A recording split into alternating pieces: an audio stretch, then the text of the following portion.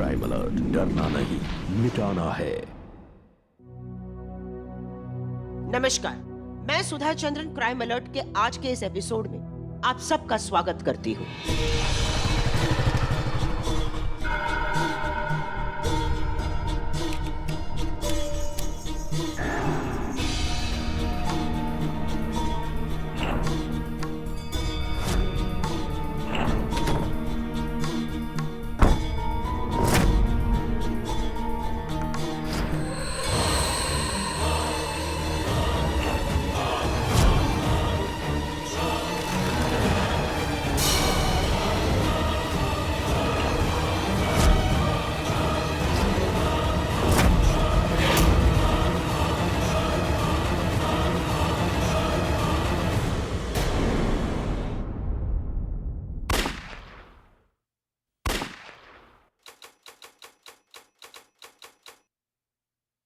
हत्या चाहे किसी भी वजह से क्यों ना हो, इसका नजारा बेहद खौफनाक और भयानक होता है। आखिर कोई भी इंसान खूनी इरादों को अंजाम कैसे दे सकता है? मौत का डर हर इंसान के अंदर पलता है, फिर भी कोई भी किसी के लिए मौत ही विकल्प क्यों चुनता है? आज की ये कहानी सिर्फ एक अपराध के बारे में नहीं है, बल्कि जिंदगी जीने की जायज जिद के बारे में भी है। और जब जीने की जिद नाजायज लगने लगती है तो हमें उसकी भारी कीमत चुकानी पड़ती है, कभी अपराध की राह चुन के तो कभी अपराध की भेंट चढ़ के।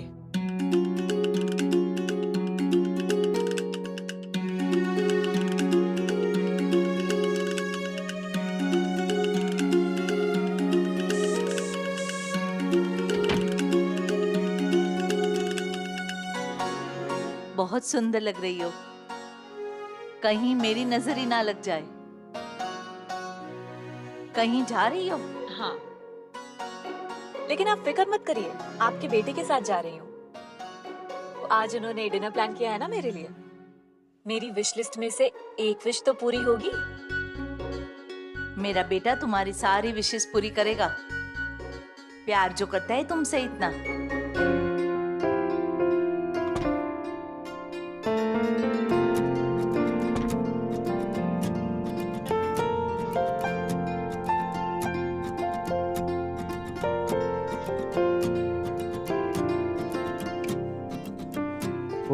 रोहिणी वो बैग देना।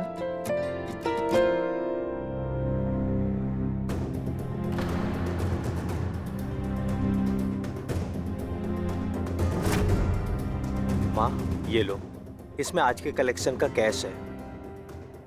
तुम्हें पता है हमारी कंपनी का ना डिपॉजिट स्कीम बहुत ही पॉपुलर हो रहा है। इसे अच्छे से रख देना, कल बैंक में जमा करवा दूंगा। रख तो लूंगी, पर बहू को बुरा लग गया तो? कैश है। माँ उसे हर बात का बुरा लगता है। खैर अभी डिनर के लिए लेके जा रहा हूँ।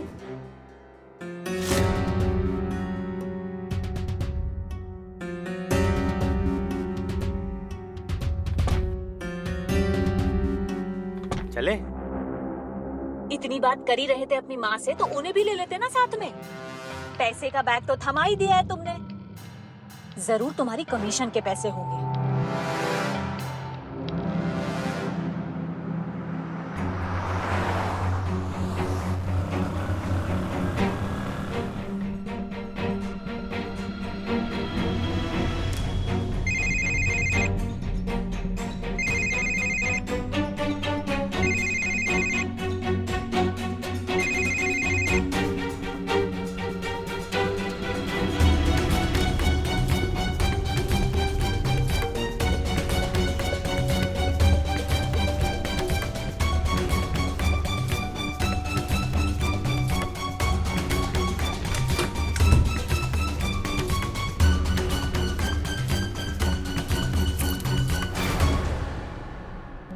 तुमने तो मुझे डरा ही दिया।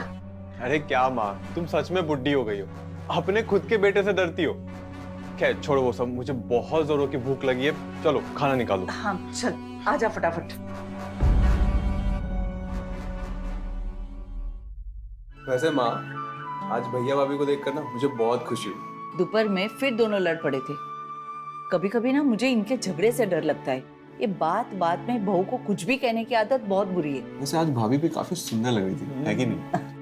भगवान ने बहू को रूप तो बहुत दिया है, थोड़ी अक्ल भी दे देते ना तो अच्छा होता। वैसे माँ, ये सब्जी तुमने बनाई है? और नहीं तो क्या, तेरी भाभी खाना बनाती है। तुम्हारे हाथ की दाल, सब्जी और खीर सब एक जैसी लगती है। हाँ हाँ, दाल और सब्जी में मैं थोड़ी चीनी ज्यादा डाल देती हूँ। माँ थोड़ी नहीं, बहुत ज्यादा। आंखों का इलाज करवाना पड़ेगा। बस बस हाँ, अब चुपचाप खाना खा ले। बस रोहिणी, बहुत हो गया। माँ के खिलाफ मैं एक शब्द भी नहीं सुनूंगा। अगर तुम्हें जाना है ना, अभी जाओ जाओ। सीधा बोलो ना, मुझसे छुटकारा चाहते हो तुम? हाँ, तलाक के पेपर्स क्यों नहीं बना लेते हो तुम? लेकिन इतना याद रखना ना, इतनी आसानी से पीछा नहीं छोड़ूंगी मैं तुम्हारा। बात को कहां से कहां लेके जा रही हो? तुम्हारे मन की बात तो कह रही हूँ मैं। और वैसे भी ये डिनर मेरी विश लिस्ट के हिसाब से प्लान नहीं हुआ था, बल्कि 1 महीने से तुम ये चाह रहे थे कि मैं कैसे भी करके उस घर की बुकिंग कैंसिल कर दूं। और जो कैश तुमने अपनी माँ जी को दिया है, वो खाता धारकों का नहीं है, बल्कि तुम्हारी कमीशन का है। अच्छे से जानती हूँ मैं। अपनी माँ के कहने पे अपनी बहन के ससुराल वालों को देना होगा ना वो कैश। बताओ, अरे इन्हें तो अपनी बेटी का घर बसाना है, बहू का नहीं। कितना फालतू सोचती हो तुम। मुझे लगता है ना, तुम्हें किसी पागलों के डॉक्टर को दिखाना पड़ेगा। यार, हर बात का उल्टा मतलब। तुमने ना मेरी जिंदगी नरक बना दी है। मन तो करता है कि... क्या मन करता है तुम्हारा? हाँ, हमेशा तो अपने मन की करते हो तुम। और 5 साल हो गए, आज तक कोई भी विश लिस्ट की मेरी विश पूरी की है तुमने? नहीं की है। कहाँ से विश पूरी होगी तुम्हारी? तुम्हारे दिमाग में ना विष भरा हुआ है। अब तो बस तुमसे ना छुटकारा मिल जाए। दे दूंगी तुम्हें छुटकारा, छोड़ूंगी तुम्हें, लेकिन उससे पहले पूरे मोहल्ले में से भीख मंगाऊंगी। बहू, ये क्या अनाप शनाप? अभी तुम बहुत गुस्से में हो। चलो अंदर चलो। नाटक मेरे सामने मत करिए आप। और संभालना है ना तो पहले अपने बेटे को संभालिए, और थोड़ी तमीज भी सिखा देना इसे, जो कि आपने नहीं सिखाई है।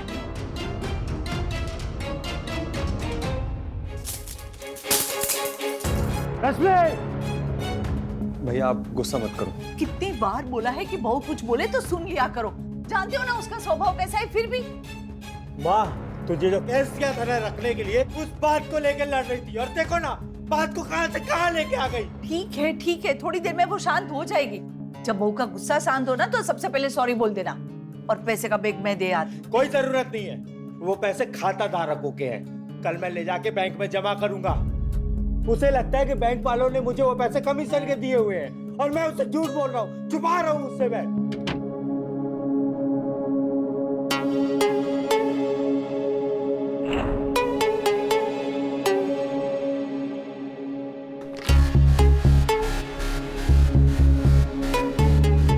बहू, ये लो पैसे।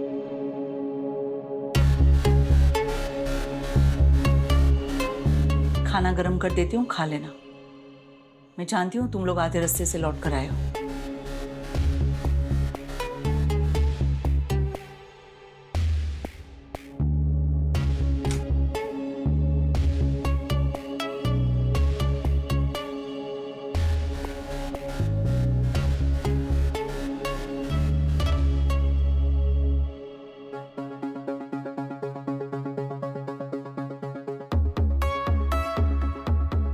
हाँ, कल तुम्हारा पैसा पूरे इंटरेस्ट के साथ लौटा दूंगा, समझा?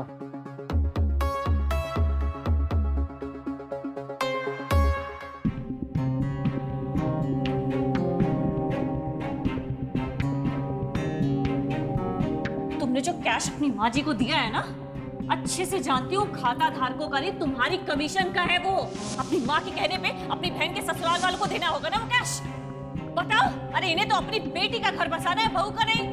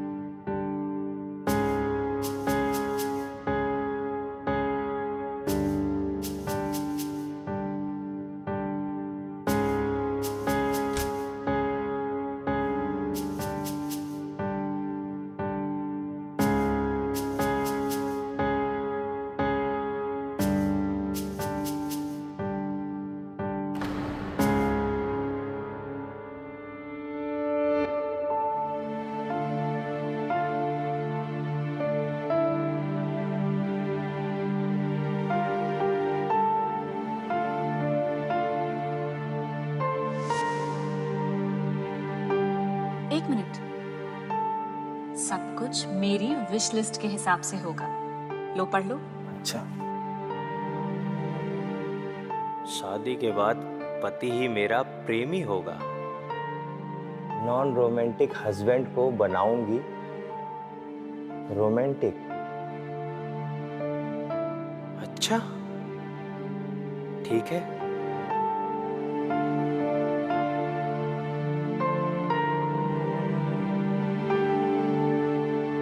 कहते हैं शादी दो अलग इंसानों के एक होने का नाम है। हाँ, आज से हम दोनों एक हैं। मैं तुमसे प्रॉमिस करता हूँ हर उम्र में ऐसे ही रोमांस करूंगा। क्या मुझे रोमांस करने की परमिशन है? हाँ, लेकिन ये सब बहुत ही नॉन रोमांटिक था।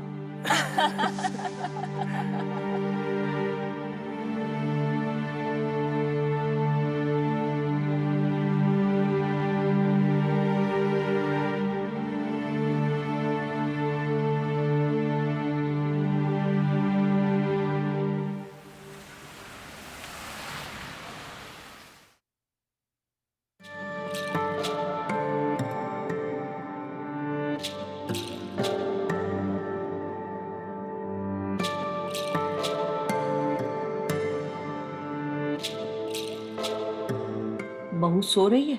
उठ गई है, रेडी हो रही है। सोच रहा हूँ कुछ दिनों के लिए उसके भैया भाभी के घर पे छोड़ के आ जाऊं।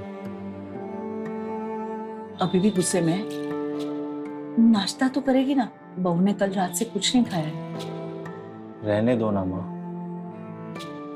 अच्छा सुन, बहू ने तुझे पैसे दिए क्या? अरे आज बैंक में जमा करवाना है ना।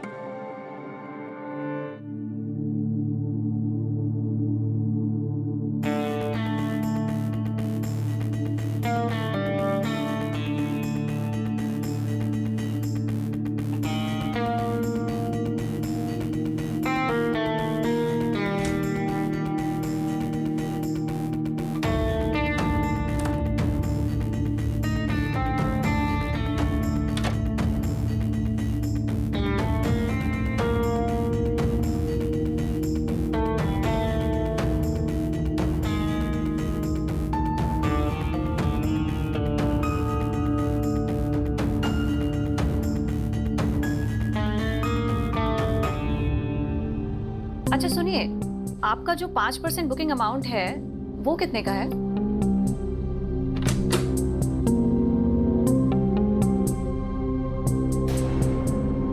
मैं आपसे बाद में बात करती हूँ।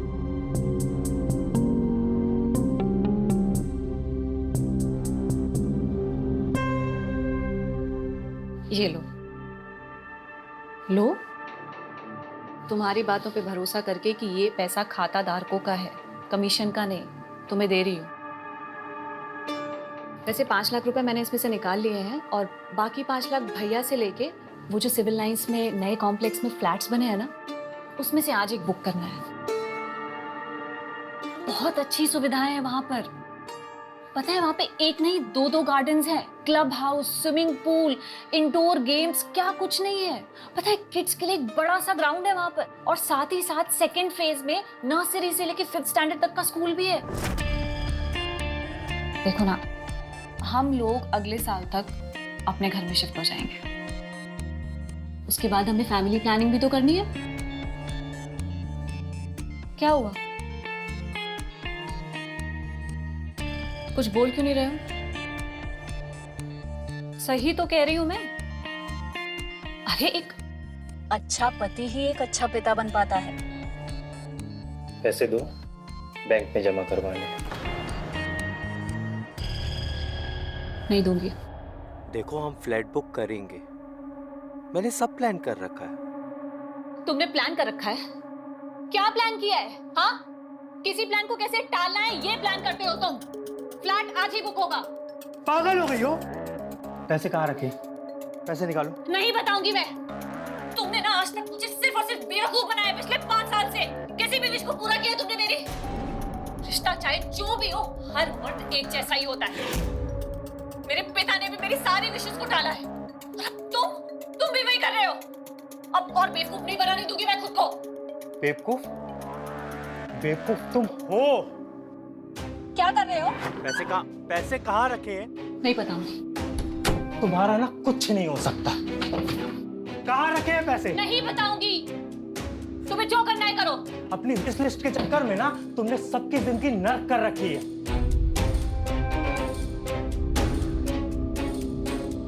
क्या कर रहे हो? नहीं है वहां पे पैसे। अरे दो इधर मुझे पैसे, दो मुझे। मुझे वो फ्लैट बुक करना है। छोड़ो पैसे। जब देखो तब पैसे पैसे पैसे। कभी मजबूरी समझती हो मेरी? पैसे चाहिए इन्हें।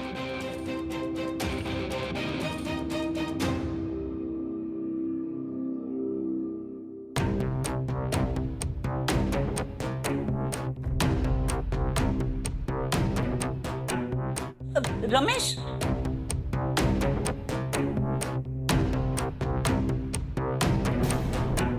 बहू, बहू, ये क्या हो गया?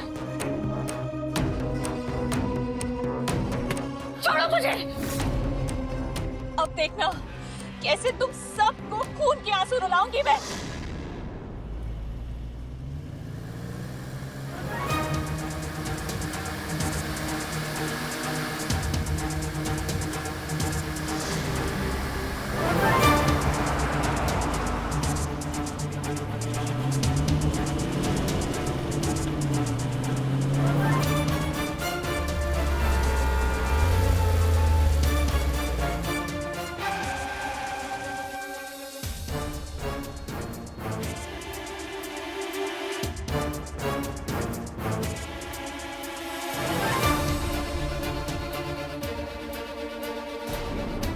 छोड़ छोड़, ये क्या कर रहा है? छोड़। हेल्प हेल्प, बचाओ। हेल्प हेल्प, बचाओ। छोड़, अरे कोई मदद करो। छोड़, हेल्प, बचाओ बचाओ, हेल्प। छोड़ छोड़, छोड़, हेल्प हेल्प हेल्प।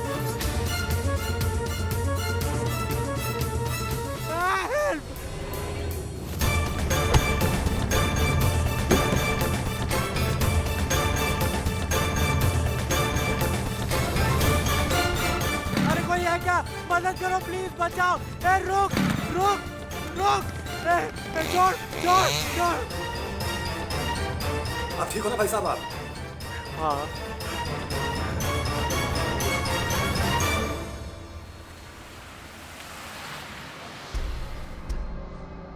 रमेश, ये क्या हो गया? ये चोट कैसी लगी? अरे कुछ नहीं माँ, बताता हूँ। आजो बैठो। कैसे चोट लगी? क्या हो गया तुझे? अरे कुछ नहीं माँ, बैंक गया था ना पैसे जमा करने, वहाँ 2 गुंडे मिल गए थे। छीना झपटी में थोड़ा चोट लग गई, पर चिंता की कोई बात नहीं है, पैसे सेफ है, मैंने बैंक पे जमा करवा दिए। कहीं बहू ने तो, तुम्हारे चाहते ही बहू ने गुस्से में किसी को फोन किया था? माँ वो बदतमीज है, जिद्दी है, पर इतनी बुरी नहीं है कि मेरे पीछे गुंडे लगा दे। वैसे है कहाँ, दिख नहीं रही। इतना कुछ सुनाने के बाद क्या वो घर में रुकती? मुझे भला बुरा सुना के खुद अपने भाई के घर चली गई। कोई बात नहीं, मैं अभी जाके ले आता हूँ। वैसे भी आज दिन में मैंने उसे धक्का दे दिया था, चोट लगी होगी उसे। और देखिए ऊपर वाले ने मुझे मेरे किए की सजा दे दी। ऐसा नहीं सोचते बेटा, अब गई है तो 2-4 दिन रुकने दे, जब मन हल्का हो जाए तो जाके लेके आना। ये भी ठीक है।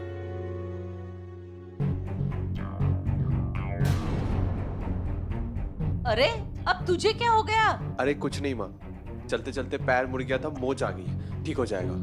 तुझे तो पता ही है, बेढंगा चलने की आदत है मेरी। ये भैया को क्या हुआ? अरे वो कुछ नहीं, ऐसी थोड़ा चोट लग गई। हे भगवान, मेरे घर के लड़के को किसकी बुरी नजर लग गई है?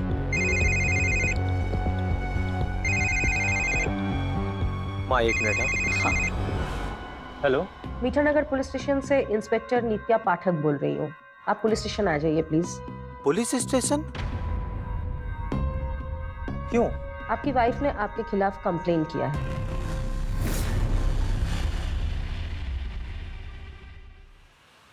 आपकी वाइफ ने घरेलू हिंसा और धोखाधड़ी का केस किया है। एफआईआर लिखने से पहले मैं ये चाहती हूँ कि आप एक बार आपस में बात कर लें। देखिए, ये बात आगे अदालत तक तो पहुँचेगी, लेकिन मेरी सलाह ये है कि आप लोग आपस में ये बात सुलझा लें। जी मैम। रोहिणी, आप लोग बात करो, मैं आती हूँ।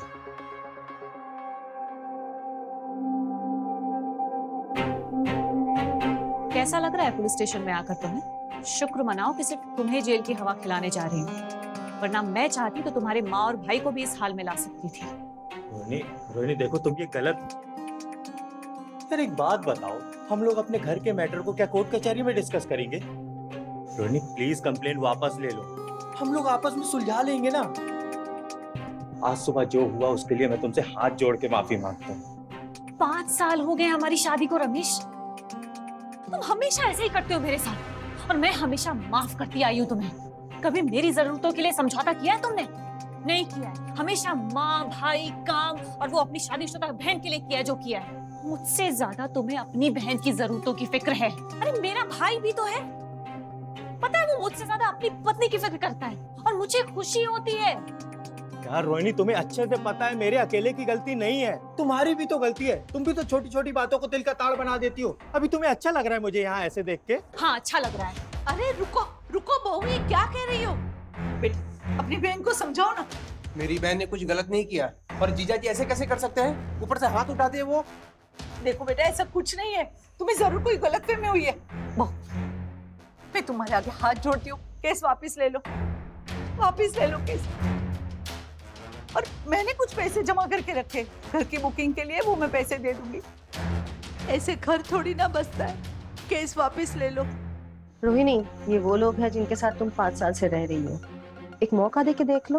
वैसे मैं भी एक औरत हूँ, बहुत सारी खुशियाँ महसूस करने के लिए होती है, हासिल करने के लिए नहीं। और घर तो तब बनता है जब औरत खुद को टूटने नहीं देती, है ना? मैं ये नहीं कहती कि अन्याय को बर्दाश्त करो, लेकिन इतना ख्याल रखना चाहिए कि न्याय का रास्ता अन्याय ना हो।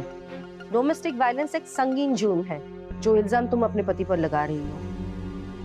आगे तुम्हारी मर्जी। उस दिन रोहिणी ने केस वापस ले लिया। रमेश ने भी वादा किया कि वो कभी गुस्सा नहीं करेगा। माँ ने अपनी सारी जमा पूंजी देकर घर की बुकिंग कर दी। पारिवारिक माहौल अचानक से ठीक हो गया था। रोहिणी ने भी अपनी शिकायतें, अपनी लड़ाइयां कम कर दी और पहले से ज्यादा खुश नजर आने लगी। रमेश और रोहिणी के बीच पति पत्नी वाला प्यार और अंडरस्टैंडिंग लौट आया। लेकिन अचानक एक दिन एक सच पर से ऐसा पर्दा उठा कि पूरे परिवार में हड़कंप मच गया।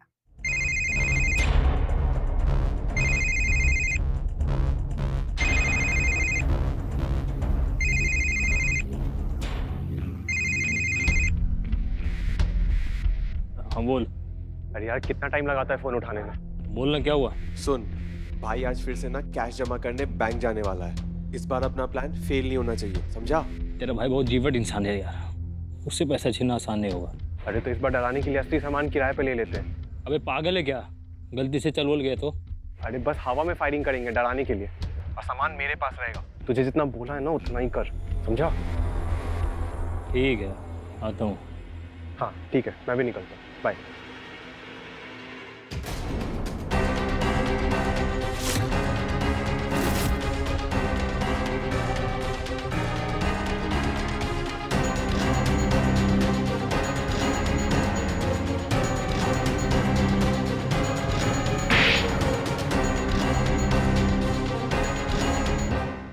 या तो तुम इसे घर से बाहर निकाल दो, या फिर पुलिस आएगी और इसे जेल लेकर जाएगी। करते हैं कुछ बढ़िया प्लान, और करते हैं तुम्हारी रोहिणी जी का काम तमाम।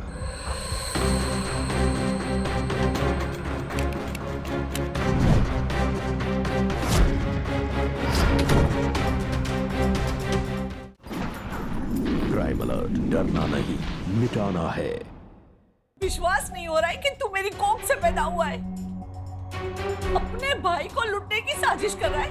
कर नहीं रहा है माँ, एक बार कोशिश कर चुका है।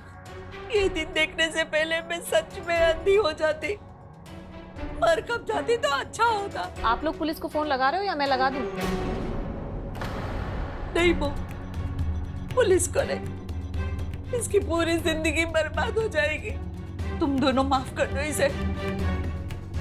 आगे से कभी कुछ ऐसा नहीं करेगा। सांप को अगर आस्तीन में पालोगे ना तो एक दिन जहर हलक में उतार देगा। अब देखो, या तो ये इस घर में रहेगा, और अगर रहेगा तो पुलिस आएगी और ये जेल जाएगा। माँ, इसे बोल दे यहाँ से चला जाए, और जब तक हम लोग नए घर में शिफ्ट नहीं हो जाते इस घर के आसपास भी ना दिखे। नहीं बेटा, ऐसा मत कर। ये नालायक कुछ काम धाम तो करता नहीं है। इसे रहने दे यहाँ पे। इसकी जिम्मेदारी मैं लेती हूँ ना। माँ सुनो, या तो तुम इसे इस घर से निकालोगे या फिर पुलिस आएगी और इसे जेल लेकर जाएगी। घर या जेल, तुम्हें फैसला करना है।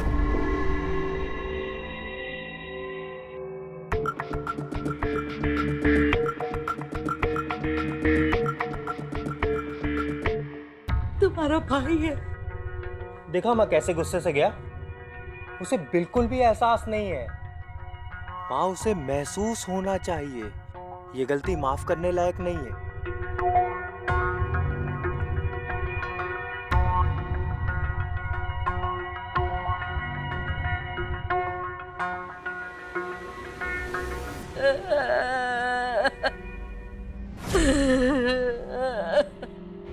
माँ,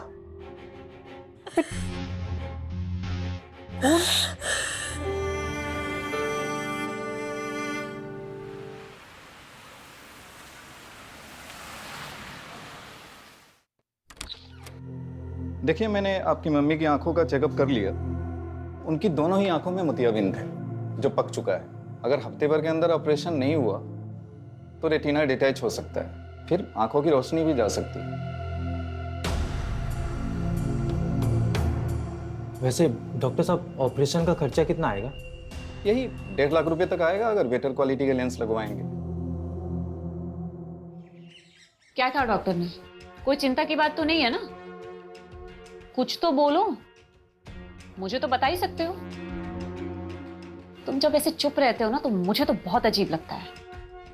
ऑपरेशन करना पड़ेगा, 1.5 लाख का खर्चा है।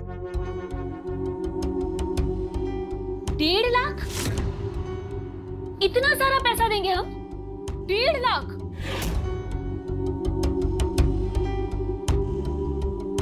देखो, हमारे घर के पीछे ग्राउंड है ना, वहां पे हर 3 महीने में सीनियर सिटीजन्स के लिए कैंप लगता है।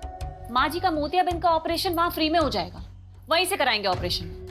डॉक्टर ने कहा है ऑपरेशन 1 हफ्ते के अंदर करना पड़ेगा, वरना। अरे डॉक्टर की क्यों सुनते हो तुम? डरा के कमाते हैं वो, इलाज करके नहीं। मेरे फूफा जी को भी पता नहीं क्या क्या भूलो मत, माँ ने अपनी सारी जमा पूंजी हमें हमारे घर के लिए दे दी थी। हमारा फर्ज बनता है। हमारी समझदारी भी तो कुछ बनती है कि नहीं? जो काम बिना पैसे के हो सकता है उसके लिए इतने सारे पैसे लुटाने हैं तुमको। और शायद तुम भूल चुके हो, इस महीने हमें 5% की एक्स्ट्रा पेमेंट करनी है। अरे तो पेमेंट अगले महीने कर देंगे इंटरेस्ट के साथ। भूलो मत, अगर माँ के पास 7 लाख रुपए हो। तुम ये 7 लाख रुपए मुझे बार बार मत गिनाया करो। कोई एहसान नहीं किया उन्होंने हम पे। तुम्हारी कमाई के पैसे तो है वो। ऑपरेशन कैंप में होगा बस। नहीं, माँ का ऑपरेशन कैंप में नहीं होगा और मैं देर नहीं कर सकता। क्यों, माँ मर जाएगी क्या?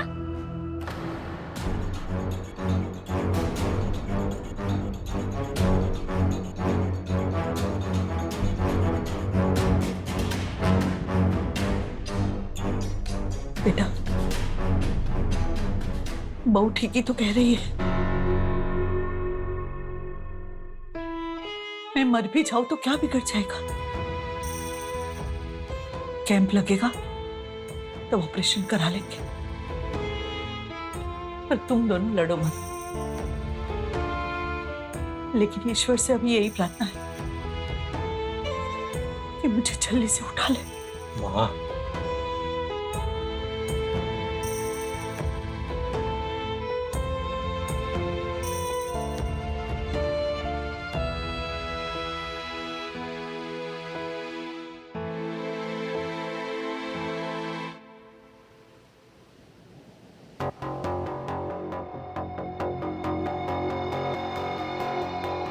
सारा किया करा बेकार हो गया भाई। सामान का भी इंतजाम हो गया और साला काम भी नहीं हुआ।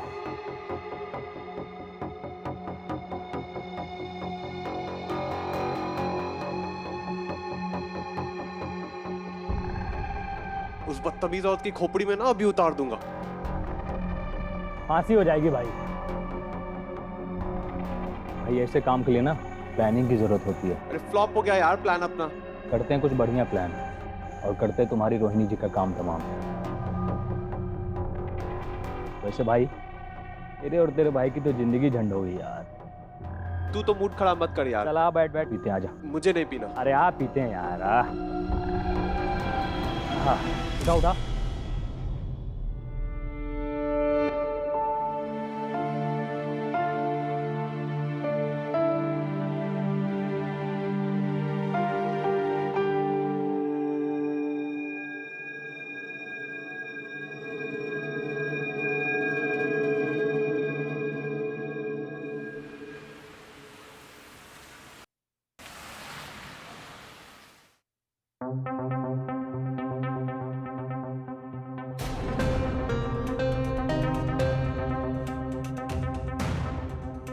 अच्छा सुनो, नाश्ता तैयार है?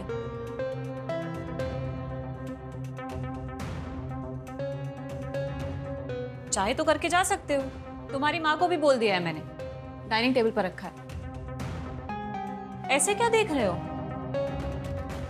पहले कभी नहीं देखा क्या? देख रहा हूँ। ये वही लड़की है जो अपनी विश लिस्ट में छोटी छोटी ख्वाहिशों को लिख के जिंदगी सजाती है, पर असली जिंदगी की खुशी उसे मालूम ही नहीं। रोहिणी जी, जिंदगी में कई बार अपने निजी स्वार्थ को भूलना पड़ता है। जिंदगी की खुशी दोगुनी हो जाती है। मेरे पिता भी यही कहते थे। जिंदगी भर मैंने अपनी खुशियां उनके लिए कुर्बान की है। पता है, मेरे छोटे भाई की पढ़ाई के लिए उन्होंने मेरी पढ़ाई रुकवा दी। हमेशा मैंने अपनी खुशियों की आहुति दी है। जिंदगी भर समझौते किए हैं, सिर्फ समझौते। तुम्हारे साथ भी वही कर रही हूँ, समझे? लेकिन अब नहीं। कल रात को जो तुमने माँ से अपशब्द बोले हैं ना, उसके लिए माँ से जाके माफी मांगो। अगर माँ ने माफ कर दिया तो मैं भी माफ कर दूंगा। माफी मांगे मेरी जूती। तुम कौन होते हो मुझे माफ करने वाले? सुनो, ये पति परमेश्वर होता है ना वाली सोच की औरत नहीं हूँ मैं, समझे? परमेश्वर बनने का शौक नहीं है मुझे। कल रात तुम अपनी हद पार कर चुकी हो। मेरी हद तय करने वाले तुम कौन होते हो? मुझे बहस नहीं करनी है। तुम माँ से चुपचाप जाके माफी मांगो। नहीं मांगूंगी, नहीं मांगूंगी। माफी तुम्हें मांगनी पड़ेगी। सुनो मेरी बात।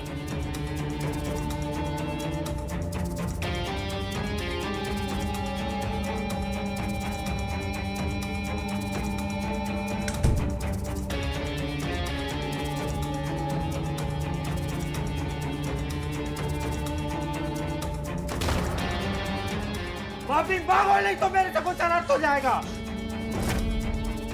नहीं मांगूंगी माफी, नहीं मांगूंगी माफी, नहीं मांगूंगी। चल हट। रोहिणी,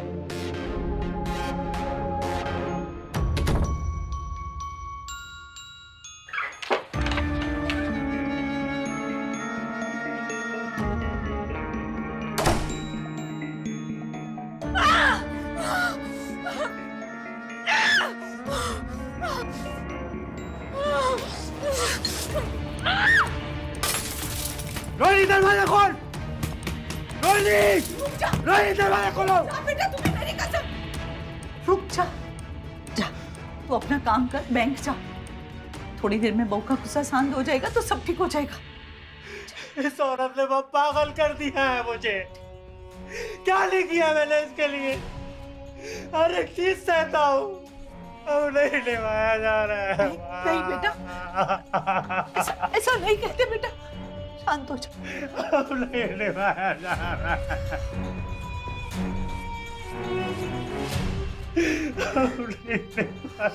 शांत हो जा, ऐसा नहीं कहते, सब ठीक हो जाएगा, सब ठीक हो जाएगा,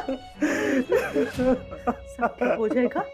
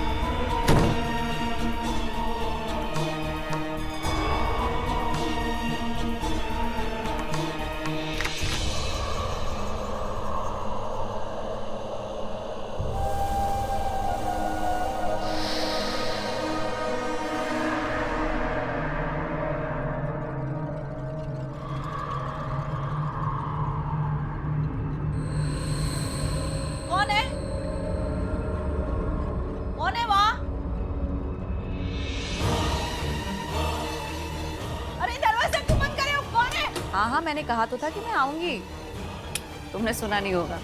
दरवाजा क्यों बंद कर दिया? खोलो। बाबू 1 मिनट रुको, मैं तुम्हें कॉल बैक करती हूँ। बाबू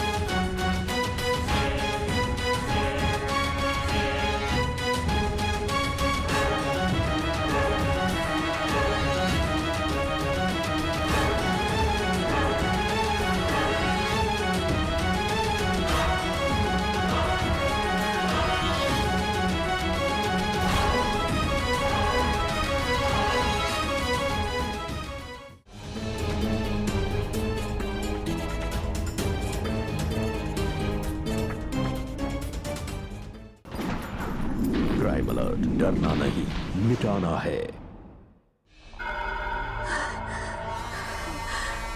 तुम ये सब क्यों कर रहे हो? मैंने बहुत कोशिश की तुझे माफ करने की, पर कर नहीं पाया। आज तुझे सजा देके मैं खुद को भी माफ नहीं कर पाऊंगा।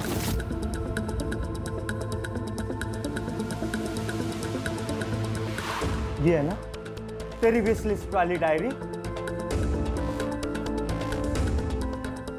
क्या लिखा है इसमें? पहली विश, शादी अजनबी से। अरे तेरी पहली विश तो पूरी हो गई ना। शादी के 5 साल बाद भी तू मुझे अजनबी जैसा ही ट्रीट करती है। दूसरी विश, रोमांस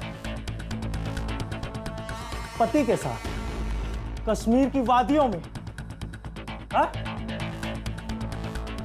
अरे पहली रात से कोशिश कर रहा हूं, पर तुझे मैं हमेशा रोमांटिक ही लगा। प्लान किया था कश्मीर जाने का, पर तुझे पता है उसी साल पिताजी की मौत हो गई।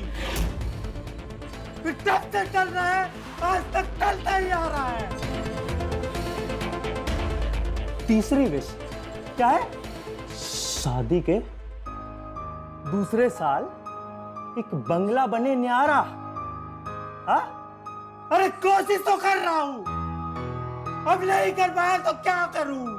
मेरे सर में मेरी बहन की भी जिम्मेदारी थी। तेरा पति होने के साथ साथ मैं किसी का भाई भी हूं। क्या ये जिम्मेदारियां मायने नहीं रखती हमारे जीवन में? हा? चौथी विश क्या है तेरी? हा?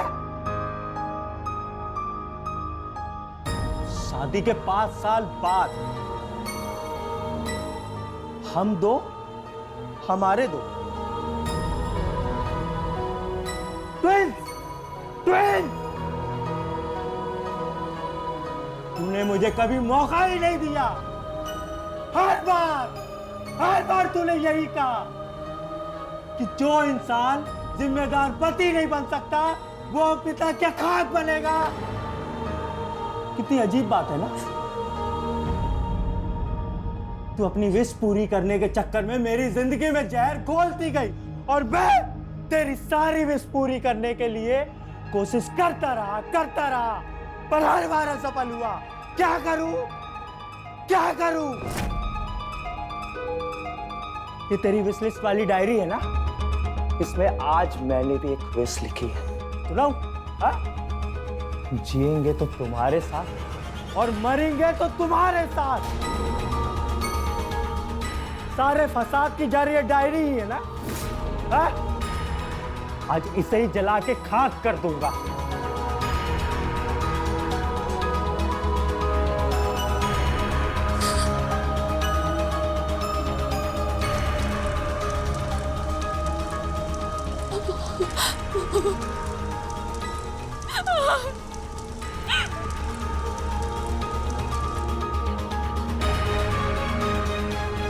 क्या हुआ? डर रही है तू? अरे पागल, तुझे तो खुश होना चाहिए। अपनी एक विश पूरी करके तुझे तेरी सारी विशों से आजाद कर रहा हूं।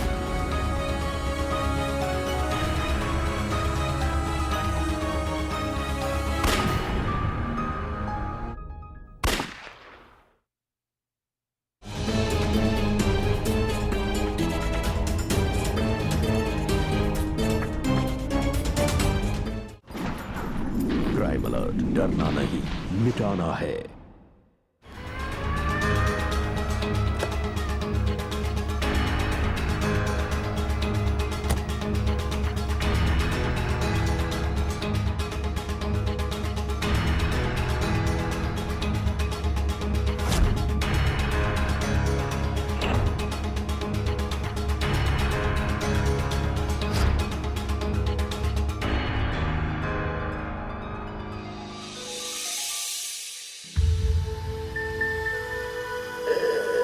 माँ, भैया बहुत अच्छे आदमी थे माँ।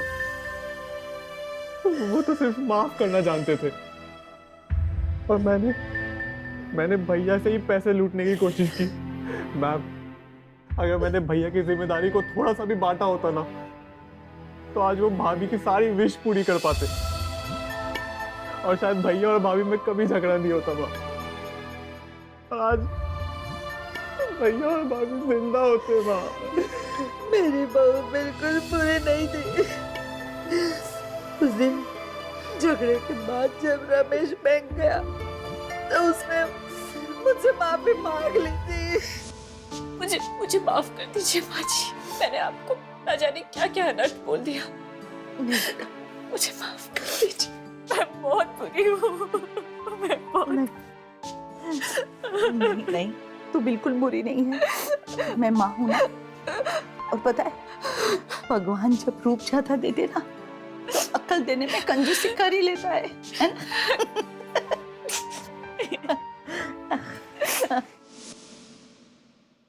जुर्म का ना कोई अपना चेहरा होता है और ना ही उसका अपना कोई स्वभाव। जुर्म हमेशा जिंदगी में और जिंदगी के आसपास हो रही उथल पुथल का ही नतीजा है। जब हम अपनी जिंदगी में अपने मन के खिलाफ उपजी परिस्थितियों को नहीं संभाल पाते, तो अक्सर कड़वाहट घर कर जाती है और फिर ये जुर्म की शक्ल इख्तियार कर लेती है। रोहिणी और रमेश के साथ भी कुछ ऐसा ही हुआ। दोनों ही एक दूसरे के मन के खिलाफ वाली परिस्थितियों को नहीं संभाल पाए और एक साधारण अनबन से शुरू हुई ये घटना दोनों के लिए मौत का कारण बन गई। अगर आप भी ऐसी परिस्थितियों से गुजर रहे हैं तो अलर्ट रहिए, क्योंकि हो सकता है कि ऐसी परिस्थितियां आपके मन में जुर्म का कोई चेहरा गढ़ रहा हो। इसी के साथ मैं सुधा चंदन आपसे विदा लेती हूँ। फिर मिलेंगे क्राइम अलर्ट के नए एपिसोड में एक नई कहानी के साथ। तब तक सतर्क रहें, सुरक्षित रहें। क्राइम अलर्ट, डरना नहीं, मिटाना है। जय हिंद।